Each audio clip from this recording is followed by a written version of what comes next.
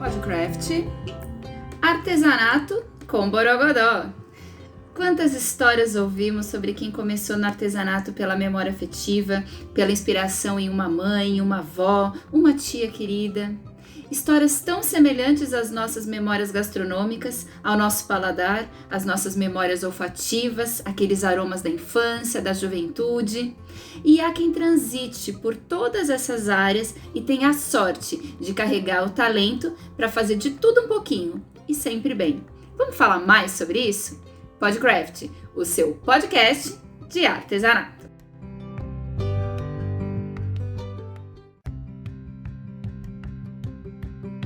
Olá, seja muito bem-vindo ao Podcraft, o seu podcast de artesanato. Eu sou Faiga Silveira e hoje o tema do nosso bate-papo é artesanato com borogodó. Eu e a minha parceira do canal Craft aqui, a Beth Monta, temos buscado muitas alternativas para tornar esse podcast possível e agora que a gente encontrou o jeito, não vai mais mexer nele. Como nosso foco é no canal Craft e sempre foi mantê-lo como um portal de notícias, agora nós também estamos dedicando tempo e atenção ao Club Craft Brasil, lá no Clubhouse, onde nós estamos esperando por você de segunda a sexta, das 16 às 18 horas, na nossa Hora do Vício, em @BethMonta. Na sequência, você recebe todos os registros da conversa no Diário do Clube, nas nossas redes sociais e no site do canal Craft. Além disso, nós também começamos um trabalho de notas rápidas sobre o universo artesanal com o canal Craft Lê. E queremos saber o que você está acompanhando e se você está gostando, claro. É claro que nós temos máxima atenção ao nosso Podcraft, que sempre nos enche de alegria pelo privilégio que nos oferece em conhecer melhor os nossos entrevistados. E é por isso que nós estamos aqui, porque hoje nós vamos falar com ela, Déia Lopes, que é chefe de cozinha, mas não sem antes ter tido uma linda passagem pelo artesanato, passagem essa que não é mais protagonista, mas não deixa de fazer parte da sua vida. A conversa ficou uma delícia, ela é maravilhosa, vai dar água na boca e a gente convida você para ouvir. Bora lá, Beth Monta! Olá, todo mundo, bem-vindos ao nosso Podcraft. Essa semana a gente vai conversar com uma chefe de cozinha proprietária da marca Tem Borogodó. Ela é estrela das artes manuais desde muito jovem.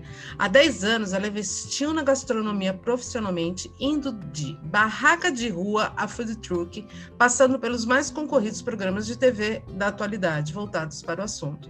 Mas antes disso, como tudo o que existe bom gosto em mãos talentosas, ela teve uma passagem significativa pelo artesanato, onde por mais de 10 anos fez história com velas decoradas. Ela não brinca em serviço e como faz de tudo com maestria e excelência, como artesã também foi professora de artesanato, tendo passagens pelos mais conceituados programas de TV e plataformas de curso.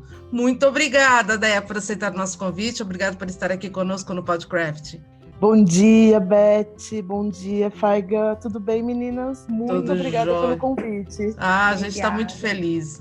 Agora, Déia, conta pra gente a sua história com o artesanato e como se deu a transição para a gastronomia. Foi uma transição ou você faz ainda alguma coisa de artesanato? Eu faço alguma coisa mais voltado para o meu artesanato. Por exemplo, se eu tenho que fazer uma decoração de uma mesa, se eu preciso fazer um cenário para filmar alguma coisa, eu faço muito vídeo para TikTok, né? Uhum. Então, se eu preciso fazer alguma coisa, aí eu aplico o meu artesanato. Mas também eu aplico o meu artesanato nas massas. Eu vi que você faz ela... Mas você começou no artesanato fazendo vela, sempre? Isso, eu comecei com as velas artesanais, né? Eu fiquei 10 anos fazendo essas velas. Eu insisti bastante, eu tentei, eu não desisti rápido. O problema é que na época não tinha muita cultura no país para vela, né? Então, eles não pensavam em vela para decoração, para presente, para um jantar. Era vela se acabasse a luz ou para fazer algum ritual, né?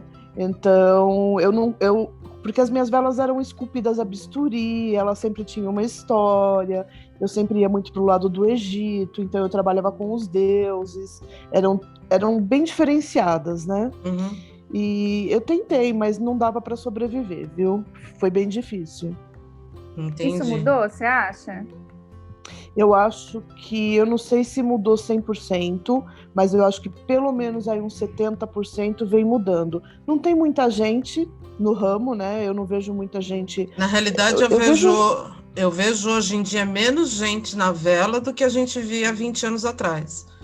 Há 20 anos atrás você tinha o Afrânio, você tinha algumas pessoas que eram destaques no segmento da vela, mas até mesmo bem mais do que a saboaria, do que a parte de sabonetes, essas coisas, perfumaria, mas você via mais gente. De uns tempos para cá, e teve uma época que foi uma febrezinha, lá para o começo dos anos 2000, pois parou mesmo, a gente vê pouquíssima gente fazendo vela hoje em dia. E é engraçado, porque é uma coisa tão bonita, né? Então, o que eu vejo muito, o que não parou nunca, né, são as velas palito, essas velas de fato usadas para os rituais, seja lá ele qual for, né? Então, esse mercado não parou nunca.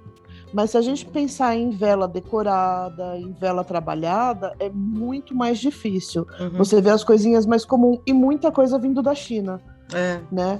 Então, isso, na época, já me atrapalhava. Né? Porque o custo, na época que eu fazia, era tudo em dólar. Então, na época ainda não tinha essa febre das ceras, não tinha um monte de coisa. Então a gente usava base petróleo e era isso aí. Então era tudo cotado em dólar. As essências, né, os corantes, porque eu sempre prezei, independente do que eu estivesse fazendo, por qualidade. Então era alto, o custo era alto, né? Você acha que tem um ponto em que o artesanato e a gastronomia se ajudam, que um colabora com o outro? Qual seria esse ponto, se você acha que sim? Eu acho que sim. Eu acho que toda essa parte de mesa posta, toda essa parte de decorar o ambiente, eu acho que é um casamento.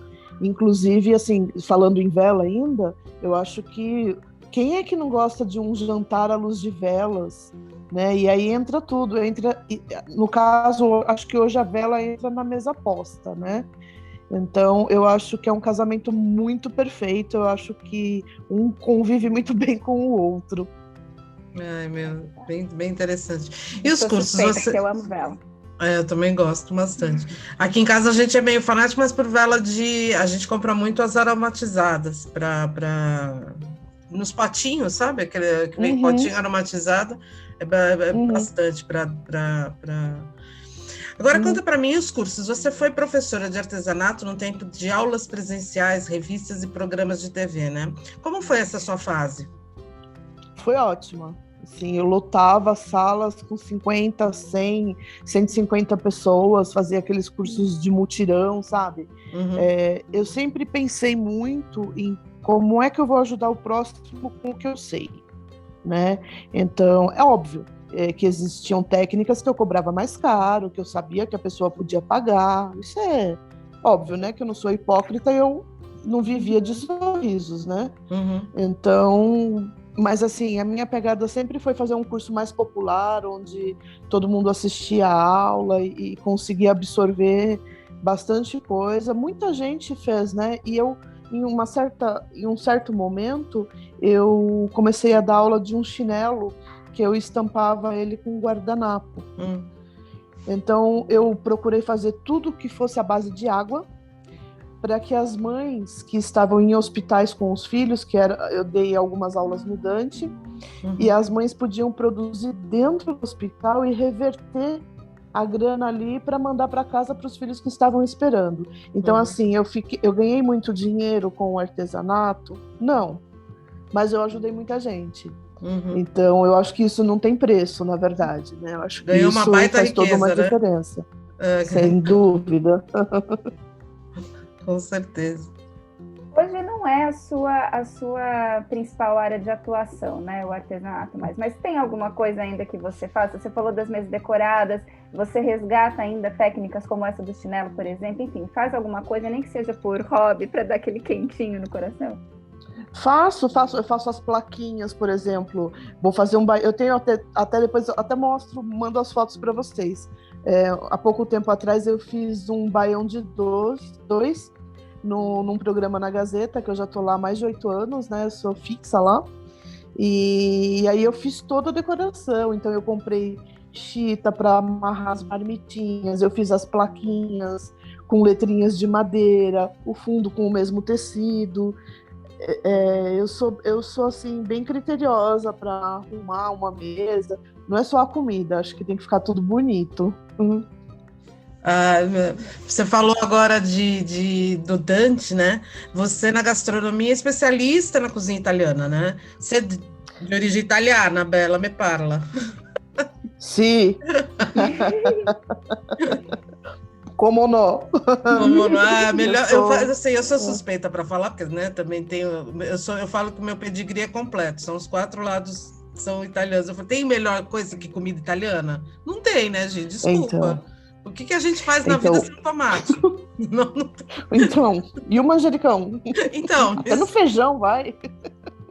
No feijão? Então, vou testar. No feijão? Lógico. Fica maravilhoso. Tomate e manjericão no feijão fica maravilhoso. Tá? Eu sou neta de italianos, né? O lado da família do meu pai é italiana e o lado da família da minha mãe é baiana. Então, nossa, aí ferrou. Aí deu uma mistura completa. Por isso que é borogodó. Não, agora, gente, deu borogodó. É daí que vem. Que a comida baiana, meu Deus do céu, que bênção, né? Que bênção. Sim, é fantástica, né? Dos deuses, né? De verdade. Literalmente. E por falar em Tem Borogodó, vamos falar dele? Queria que você contasse pra gente sobre essa sua marca e falasse também dos prêmios que você já ganhou, porque você não começou ontem, né? E tem Borogodó. Não comecei ontem, não. Já, na verdade, com a cozinha desde muito pequena, né? Como eu mencionei os meus avós, né? Uma época da vida, eu fui morar com os meus avós. E o meu avô era daqueles italianos que fazia massa e molho para a família toda, né? Então a minha introdução vem daí, né? Eu comecei, a minha primeira culinária na vida foi a massa e o molho, que o meu avô fazia tudo 100% natural, bem artesanal, de pendurar nos cabos de rodo pela casa. Então já vem daí, né? E muita água passa embaixo da ponte, né, meninas?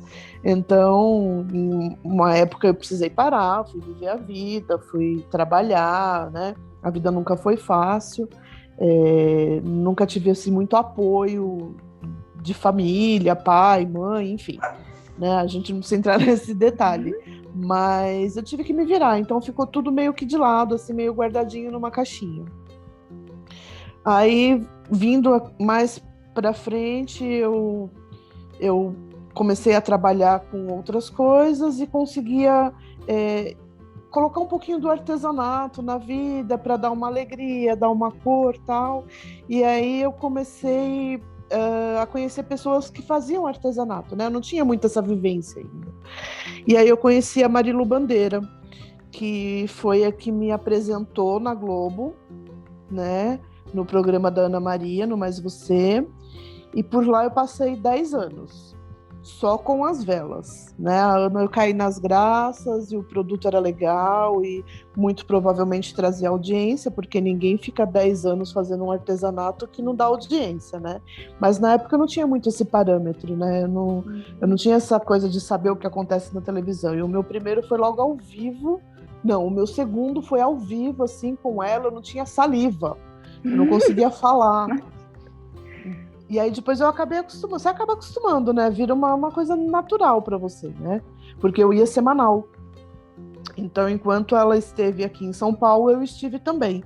Eu parei de fazer o Mais Você quando o Mais Você foi para o Rio. E fora isso, eu fazia decoração para ela, eu fazia alguns... Era aí que eu ganhava dinheiro, quando a Ana me fazia encomendas, né? Que aí eu cheguei a fazer 5 toneladas de vela para ela decorar a casa de Angra, o barco. Foi uma coisa maravilhosa, assim. Eu passei noites e noites sem dormir, porque 5 toneladas não é pouca coisa. Eu não consigo nem contabilizar. Então, eu tive que fazer um guindaste, porque eram velas de 60 quilos. Foi uma coisa bem, bem diferenciada, né? E eu não sou de falar, não vou fazer. Eu posso não saber o que é. Vou fazer. Se sorrir, sobe no salto e fala, eu vou. Aí quando desliga a ligação, ou o que quer que seja, você entra em pânico, né? Aí você vai descobrir do que se trata, né?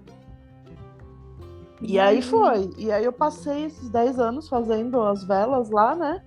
E acabou. Ela foi pro Rio.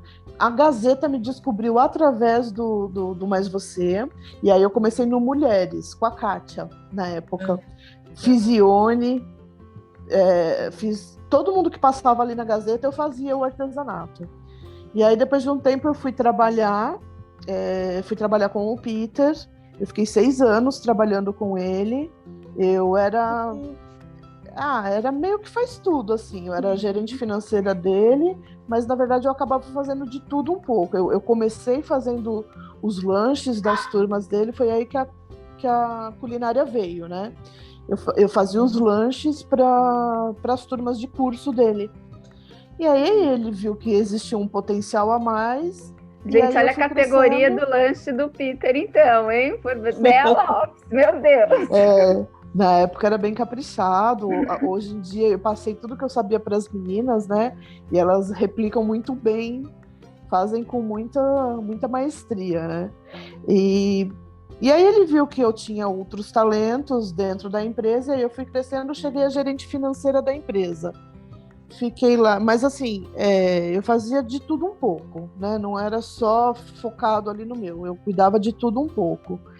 E aí eu fui, na época que eu estava no Peter, eu já estava paralelamente querendo fazer alguma coisa para mim, né? E aí foi quando eu fiz na Mega Artesanal, pela primeira vez, eu comprei um trailer. Food truck. Exatamente. Eu lembro disso. Eu comprei o trailer, isso. Você comeu lá? Eu comi, eu lembro. Então, maravilhoso. Foi ainda era uma massa, alguma coisa. A gente almoçou caracolinho. Da Mega. Era um caracolinho. Lá. Isso. É verdade. Aí, dali, quando me botaram na Mega, eu senti que, na época, o dono, em conjunto com a Rita, se não fosse pela Rita, eu não teria entrado, acho que eles falaram assim, vamos botar ela ali para ver se ela dá conta, porque a Mega é uma loucura, né? É gente. Então, não fiquei na praça de alimentação, não sei se você lembra disso. Né? Eu fiquei num cantinho lá no fundo da feira e o negócio bombou, o negócio lotou, foi uma loucura. Não importa o ponto que eu tava, deu certo. E assim, atendi todo mundo, ninguém ficou sem nada, não houve nenhum tipo de reclamação, foi perfeito. Aí ali eu falei, é isso que eu quero. Eu lembro de eu no corredor rezando uma Ave Maria de agradecimento a Deus. Eu lembro dessa situação. Obrigada, Senhor, por ter comido essa comida maravilhosa. Era maravilhoso. E sempre com emoção, né, Déia? Porque na TV, no segundo episódio foi ao vivo, na gastronomia começou na Mega Artesanal. É só com emoção. Sem emoção não funciona.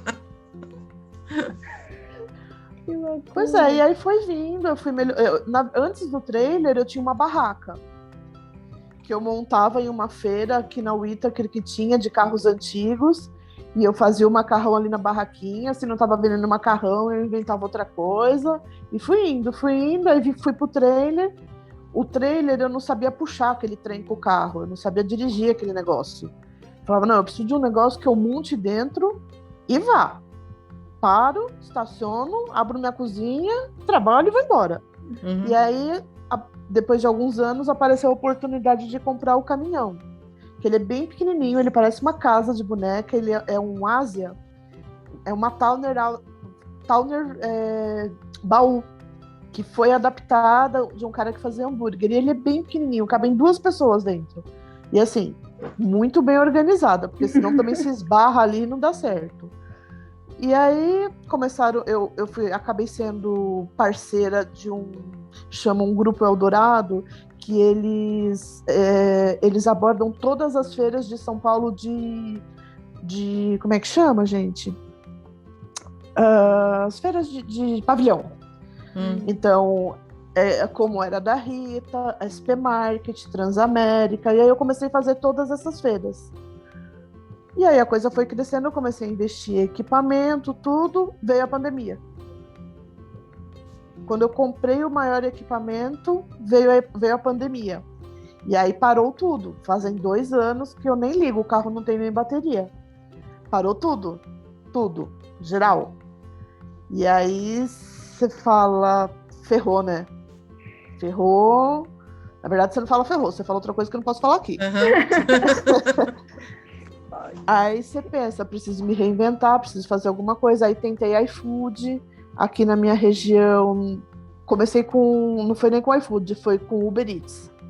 Você tá em São Paulo, né, Déia? Tô em São Paulo, tô na Zona Sul. E aí passava semanas com o molho aquecendo e não vendia. Aí tentei o iFood, foi um pouco melhor, mas também não era aquilo que você fala, não, vai bombar.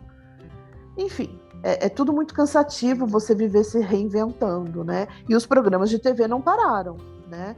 E aí eu continuei na Gazeta, fazendo a minha culinária semanal. Aí a TV Aparecida, eu já tinha feito TV Aparecida numa época, e aí parei, e aí voltei agora e também fiquei fixa lá, né, de 15 em 15 dias.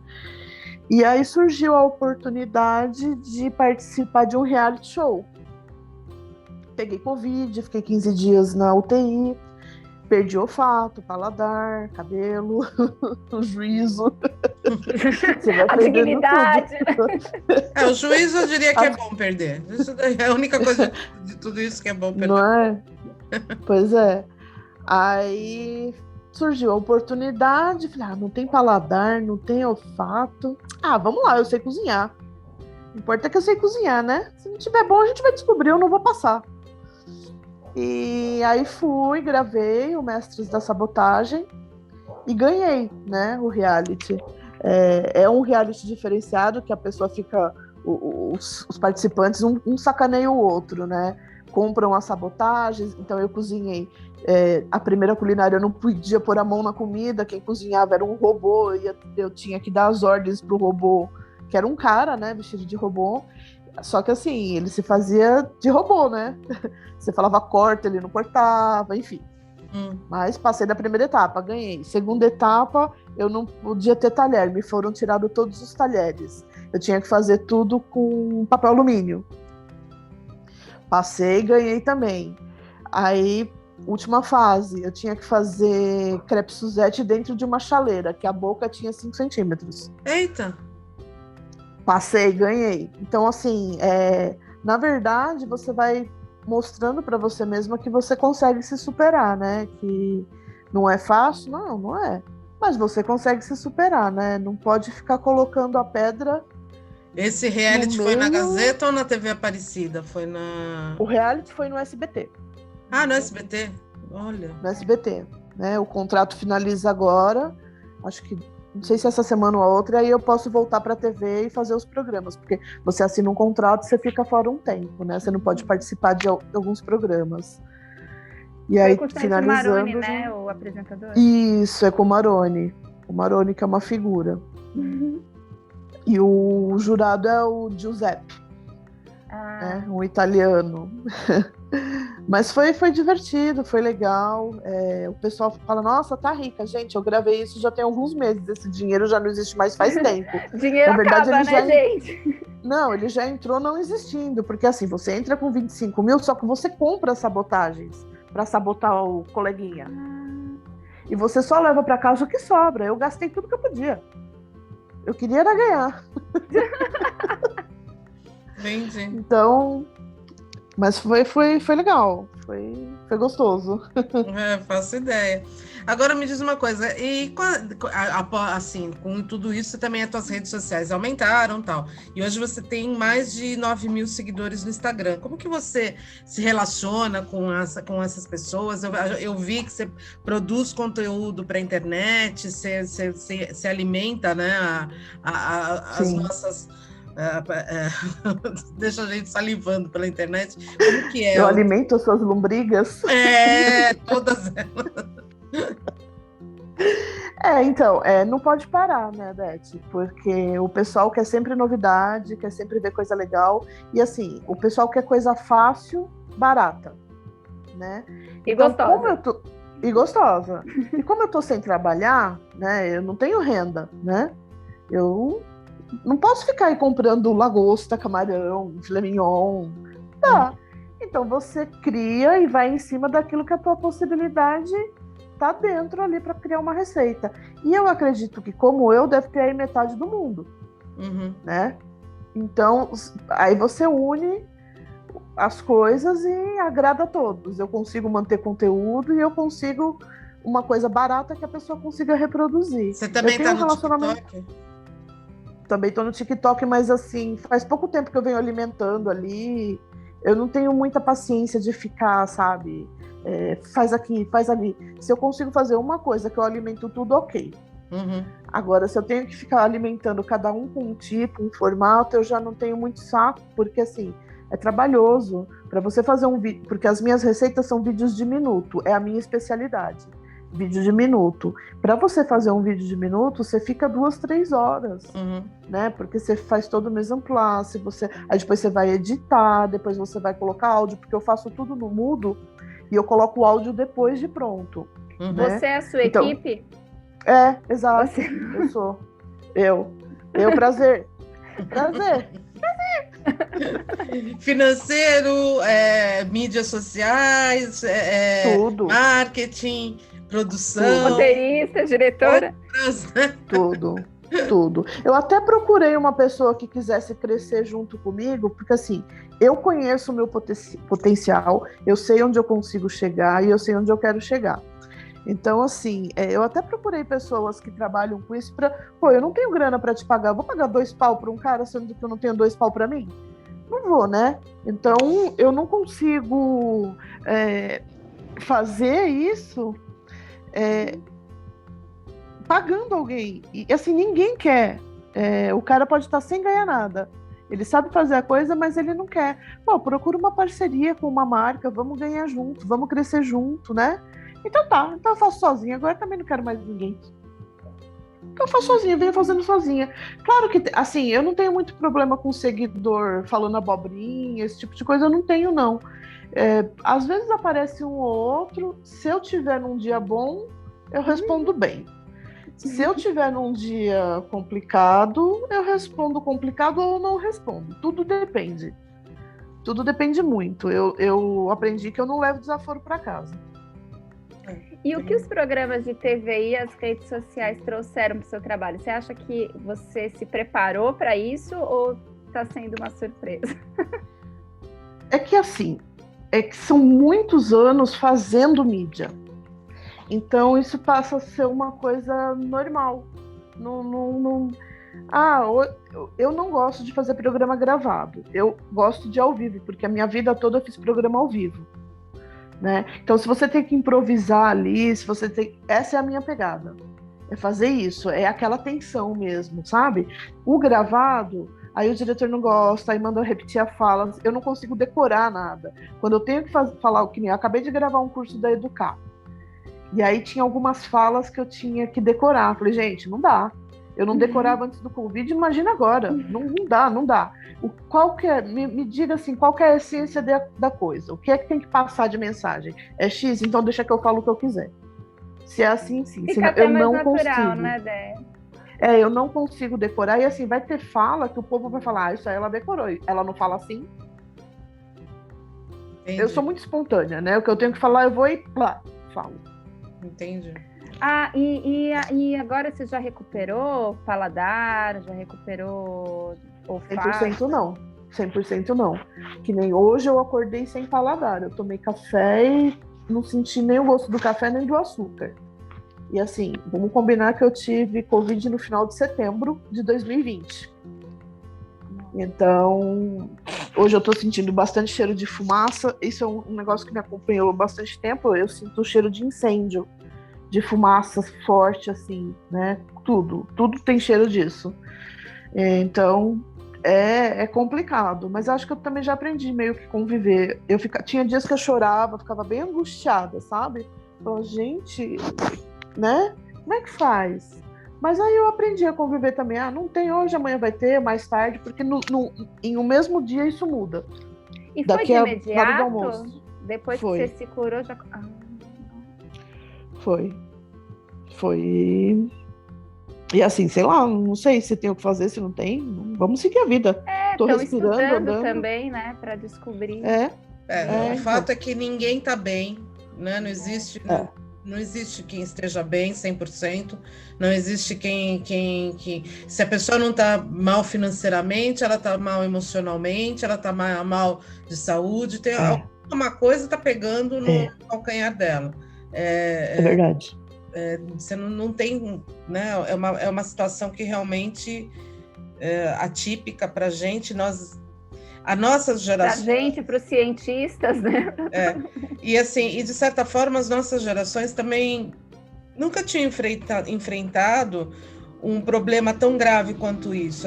Se a gente parar para pensar, as últimas guerras,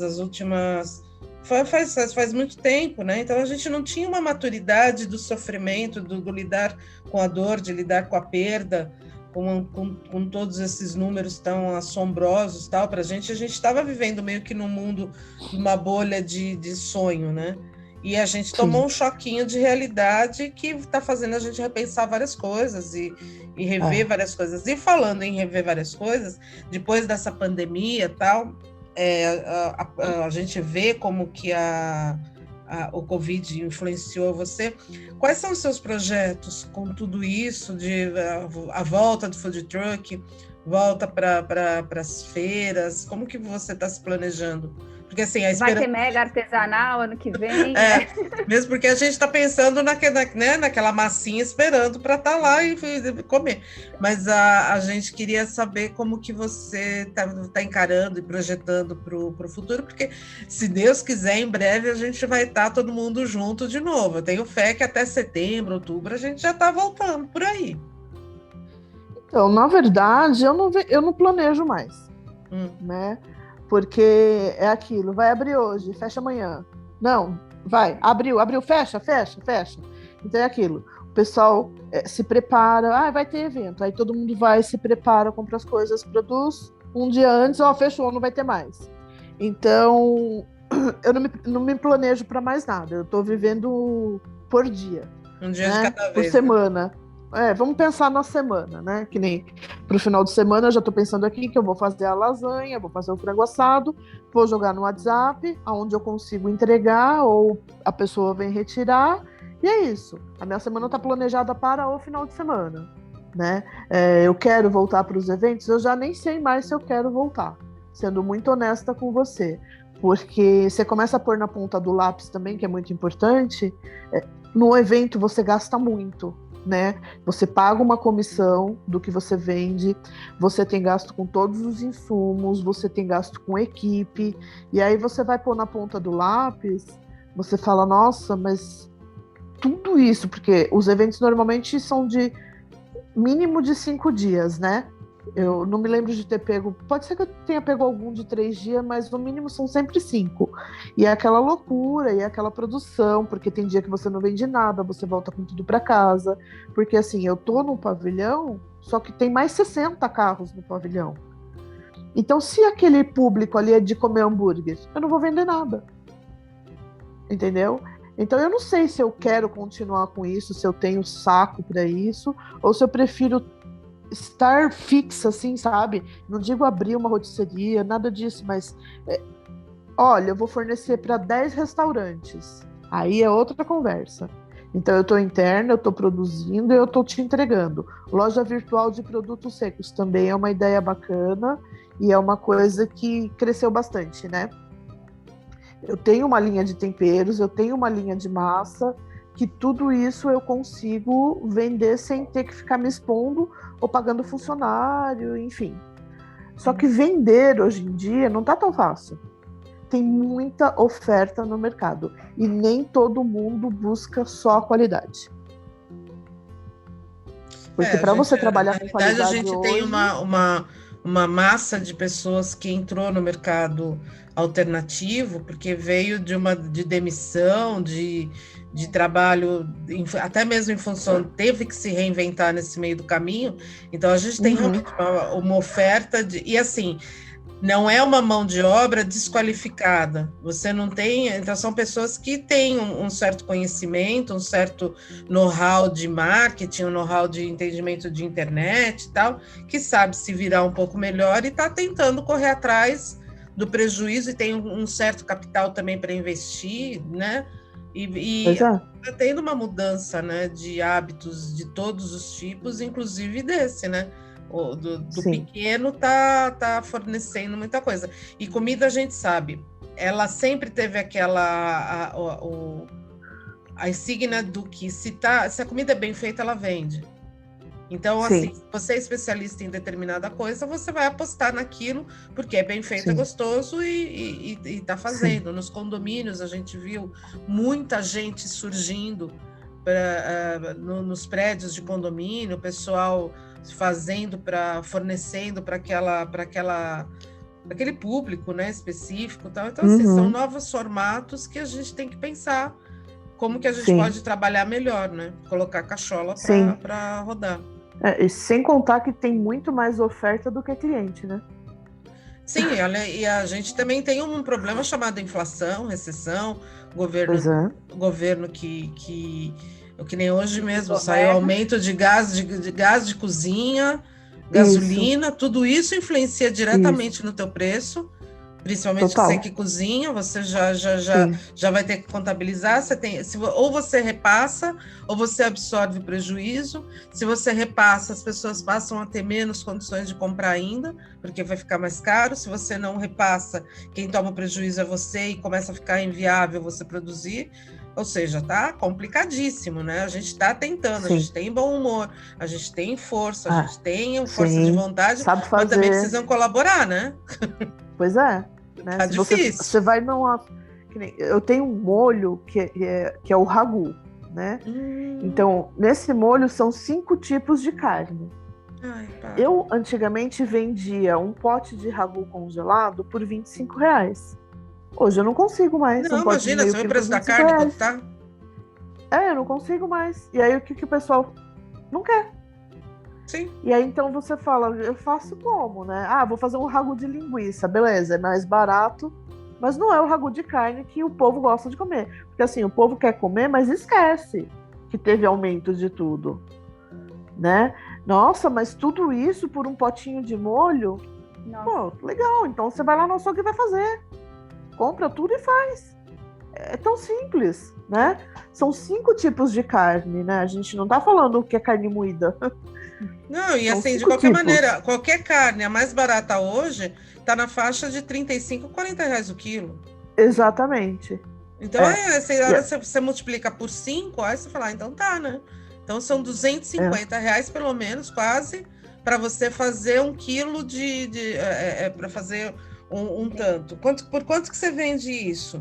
É óbvio que qualquer pessoa que passeia pelo supermercado começa a ter noção de quanto que você está gastando, de quanto que está impactando tudo isso no teu orçamento, de como, por exemplo, uma passata, mesmo uma passata simples de molho, aquelas que a gente compra de vidro, que são gostosas, tal, bacana, interessantes, mas se você, a mais barata de todas, você vai pagar R$10, R$12. E exatamente. Ela, né, e ela nem é tão passata assim. Então assim, as pessoas têm que ter um pouco de noção. Se é uma passata trabalhada, ai, gente, pelo amor de Deus, eu tô com um problema sério agora. Falou em ragu? Palhaçada, né? Pelo amor de Deus. Se você falar falou em lasanha, falou em ragu, quem... Pois é. Odéia, você deu uma passada muito rápida por tudo que o Tem-Borogodó faz. Fala pra gente, especifica mais o que essa marca explora exatamente de você. Eu acho que ela veio, né, para trazer sabores, texturas, alegrias, novidades, e essa coisa que todo mundo pergunta, mas o que é o Borogodó?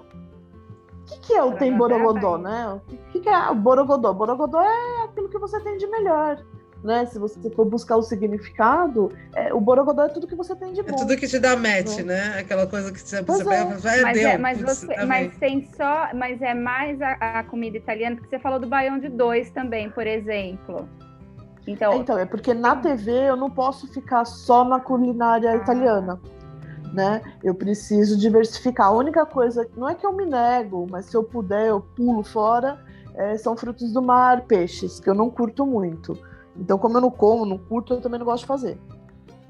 Se tiver que fazer, eu faço, né? Tudo bem. Mas é uma coisa que não... Mas, de resto, sendo culinária nacional, mesmo assim, mesmo essas mais raízes, a gente descobre como faz o laboratório em casa e põe para fazer, sim. Mas eu não me limito, né? O Tem Borogodó, ele não é limitado a vender só macarrão, né? Foi por isso que quando eu escolhi não só o nome, mas toda uma imagem do que ele representa comida boa, né? Eu não preciso ficar só, o Tem Borogodó chegou, tem macarrão. Isso acontece. Todo mundo acha que eu cheguei e vai ter macarrão. Isso é fato, né? Ligam Léo com Creu, sabe assim? Mas não, eu não preciso ser limitada a só isso, né? Eu posso ir para um evento, eu já fiz eventos de sanduíche, por exemplo, tem um que chama franguíche, né? Que eu faço uma pasta de tomate assado, mando desossar a coxa com sobrecoxa, faço ela toda grelhada na churrasqueira, finalizo na chapa, meto um queijo, meto essa pasta, põe dentro do pãozinho e entrego para você. Então, ali, não é culinária italiana, né? Então, assim, o Tem Borogodó e banquete, essas coisas, festas, para você cozinha para banquete, esse tipo de coisa? Não, eu faço o chefe em casa, né, por exemplo. O chefe em casa, por exemplo, vou receber hoje 10 convidados, né? Então eu cozinho do zero na sua casa, né? Aí normalmente é um self-service, né? Não é com garçom servindo nada disso. Eu monto uma bancada com as panelas, com os recheios, com tudo, e fico ali, né? Nos bastidores alimentando as panelas e tal. A gente senta, a gente conversa sobre esse cardápio, então, porque tudo você precisa se preocupar. Tem algum convidado que tem alergia, intolerância, porque tudo isso tem que ser pensado e montado dessa forma, né? Só que como o custo deu uma boa subida, então isso um pouco que sumiu, né? O pessoal quer mais aquela coisa assim, que eu não tenho feito, mas o que eu tenho visto monta um happy hourzinho assim simples, sabe? Uns frios, uns pães italianos, uns patês, alguma coisa assim. Jantares mesmo, aquelas coisas, né, mais parrudas, eu não tenho visto. A frequência, né, das pessoas... Sim, das reuniões. Né? Sim. Acabou. Então afetou de uma maneira, né? Oi? Pão você faz também? Faço. Deus. Tá dando muita fome essa conversa. Hoje, por exemplo, eu tenho para um cliente, eu tenho um vídeo teste para fazer, que eu vou fazer umas panquecas sem glúten, sem lactose, com recheio sem glúten, sem lactose, para lançar o produto de um cliente. Né? Um produto bacana que eles vão colocar no mercado. Na verdade, já está no mercado, mas eles ainda não fizeram divulgação, tal. Então, eles querem explorar. Então, eu vou fazer daqui a pouco uma panqueca com recheio de cogumelos, uma coisa assim, diferente. E a gente vai vivendo. Amei, né? Que bom.